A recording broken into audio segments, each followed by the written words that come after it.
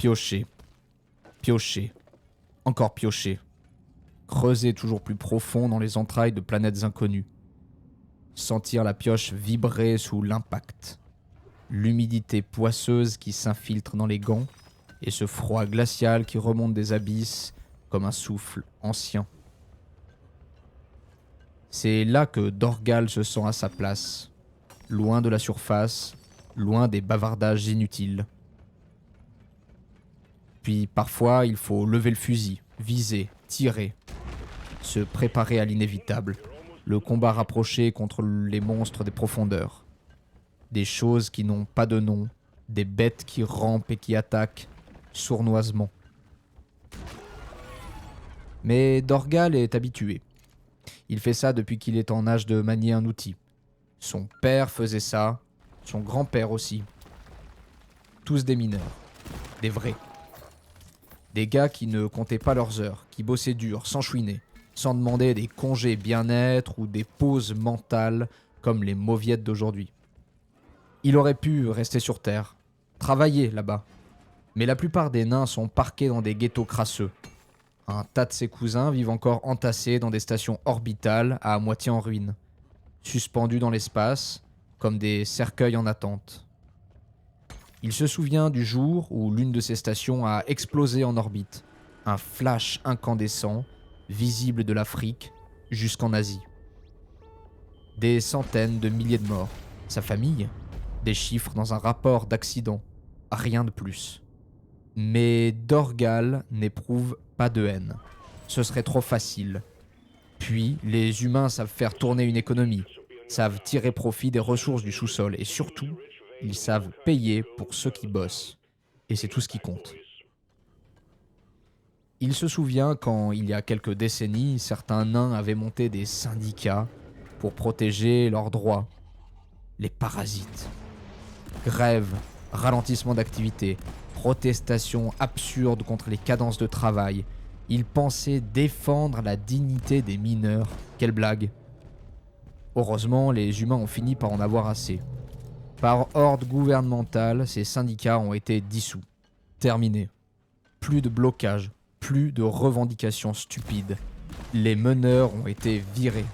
Certains même exilés loin des colonies minières. Une vraie libération pour Dorgal et ses collègues. Enfin, ils pouvaient se concentrer sur leur boulot sans être ralentis par ces révolutionnaires qui les prenaient en otage. Tout ce qu'ils ont réussi à faire, c'est ralentir l'extraction et foutre des familles dehors, pense Dorgal en ajustant son exo-combinaison. Aujourd'hui, les choses sont simples. Tu bosses, t'es payé, tu râles, tu dégages. Comme ça devrait toujours être. Lui, il veut juste travailler, creuser, extraire, être payé. Pas de place pour les états d'âme. Ceux qu'il ne supporte pas, ce sont les tirs au flanc. Ceux qui passent leur temps à pleurnicher sur leurs conditions ou à réclamer plus pour en faire moins. Les faibles, les rêveurs, ceux qui se noient dans les loisirs et s'étonnent ensuite que tout parte en vrille. Il les méprise. Pour lui, si le monde est dans cet état, c'est à cause de ces bons à rien qui veulent tout de suite, sans jamais transpirer pour l'obtenir. Les gens sont devenus mous, pense-t-il, en enfonçant sa pioche dans la roche dure et sombre. Ils veulent le progrès sans les sacrifices. Et du progrès, il y en a eu. Les anciens chariots sur rails ont laissé place à des plateformes bio-organiques, des fusils à dispersion, des drones d'attaque, des mules automatisées qui rapatrient les minerais extraits. Mais même avec tout ça, c'est toujours dangereux. Les profondeurs cachent des choses que même les meilleurs drones n'osent pas affronter. Et parfois, quand son bouclier énergétique vacille, ou que les munitions viennent à manquer, il sent la peur lui mordre les tripes. Mais il l'étouffe. Comme son père le lui a appris, comme son grand-père avant lui. Il se souvient des histoires de guerre contre les humains, des récits de son grand-père, des combats sanglants pour un bout de terre. Aujourd'hui, il travaille pour eux. Ironique ? Peut-être. Mais il s'en fout. Il est payé et c'est tout ce qui compte.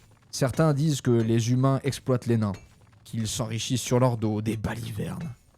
Dorgal sait que sans eux, il serait coincé dans une station pourrie à attendre que l'air soit épuisé. Les humains sont riches, ils dirigent le business, et lui, il bosse. Chacun sa place. Ça fonctionne. Pourquoi se plaindre ? Les jeunes, un sujet qui l'énerve. Ils passent des années à étudier comme si ça valait quelque chose et qui se plaignent dès qu'il faut utiliser un outil. Ils parlent de droit, de respect, d'équilibre entre vie pro et perso, des mots creux. Dorgal, lui, connaît la vérité. On gagne son pain en souffrant, point final. Pas de raccourci, pas de passe-droit. Il imagine parfois ces gamins parachutés ici, dans les abysses, avec lui. La moitié tiendrait pas une journée, l'autre moitié deviendrait folle. Tant mieux, ça ferait du tri. Dorgal est un nain, un vrai. Il pioche, il creuse, il tire, il fait tourner l'économie. Pas besoin de plus. Pas besoin de comprendre les grandes idées des humains, leur foutu concept d'innovation. Lui, il préfère le concret, un bon outil, un salaire payé à l'heure et le plaisir simple d'arracher à la terre les richesses qui font tourner le monde.